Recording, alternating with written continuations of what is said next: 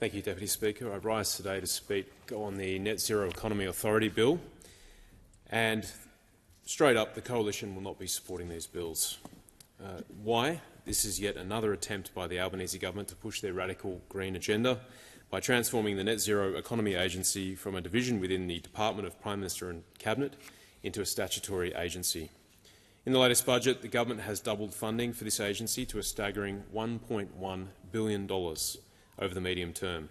This is on top of the billions of dollars already being moved into the Clean Energy Finance Corporation, the Australian Renewable Energy Agency and the newly branded Future Made in Australia.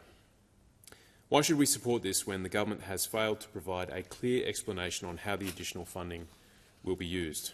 This is nothing but a bureaucratic waste, duplicating the responsibilities of existing state and federal departments. How many federal agencies tasked with renewable financing does this government actually need? This government seems obsessed with top-down, Canberra-centric approaches that ignore the needs and priorities of rural and regional Australia. We saw this during the Voice to Parliament debate, and we're seeing it again now. The last thing Australians need is to expand the powers and responsibilities of the Albanese government to further their net zero and climate agenda. Labor should be focusing instead on the real issues facing Australians: high inflation, increasing cost of living and excessive red tape. In addition to this, instead, we have a new fuel efficiency standard, which is really just a big new tax on SUVs and utes for Australians. If you're an Australian and you have a large family, if you're a tradie or a farmer, if you tow a boat or a caravan, you will now pay more for new SUVs and utes.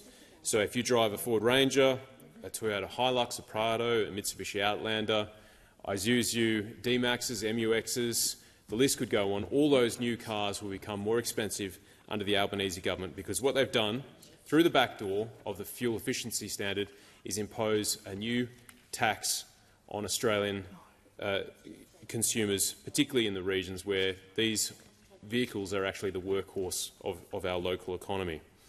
In addition to that, we're also seeing this obsession with renewables continue in Western Australia with the proposal of the offshore wind farm in the southwest coast of Western Australia.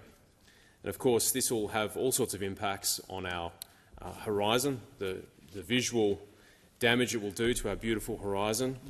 Locals can appreciate that already. There'll be damage to the ocean floor, there'll be damage to our marine life, there'll be damage to birds, and all of this, of course, is before we even talk about the economic and financial cost of this wind farm. It'll cost a lot of money. There's a reason why these clean energy businesses are always asking for government handouts, and it's because they're not profitable. That's why Labor is subsidising this. That's why they're pushing it on us. They're ignoring the concerns of our local community.